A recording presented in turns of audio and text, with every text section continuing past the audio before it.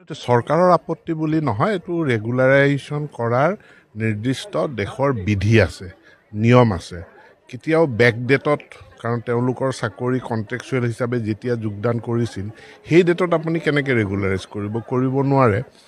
আজিৰ ডেটত তেওঁলোকক যেতিয়া ৰেগুলাৰাইজ কৰা হ'ব, তাৰ ইফেক্ট যিখিনি বেনিফিট সেইখিনি আজিৰ তাৰিখৰ পৰা কাউণ্ট হ'ব। চাওক, বেলেগ ৰাজ্যত ক'ৰবাত ডকাইতি হৈছে কাৰণে আমি ডকাইতি কৰিম নেকি? বেলেগ ৰাজ্যত অন্যান্য কিবা অপৰাধমূলক ঘটনা হৈছে সেইকাৰণে আমি কৰিম নেকি?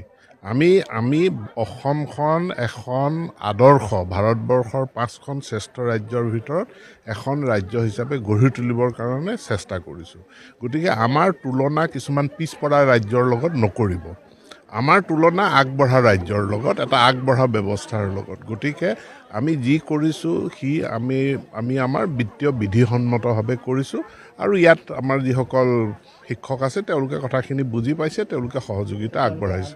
আন্দোলনৰ কথাটো সেইটো তেওঁলোকৰ ইচ্ছা অনিচ্ছাৰ কথা, কিন্তু চৰকাৰ চাকৰি যেতিয়া কৰিছে চৰকাৰী বিধি নীতি নিয়ম মানি পেলাই কৰিছে। এইটো চৰকাৰৰ আপত্তি বুলি নহয়, এইটো ৰেগুলাৰাইজেশ্যন কৰাৰ নিৰ্দিষ্ট দেশৰ বিধি আছে, নিয়ম আছে।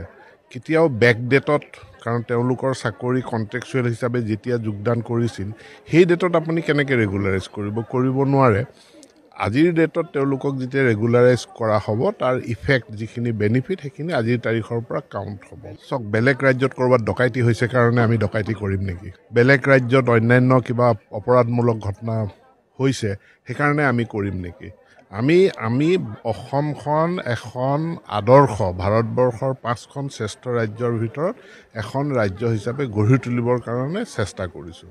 গতিকে আমাৰ তুলনা কিছুমান পিছপৰা ৰাজ্যৰ লগত নকৰিব।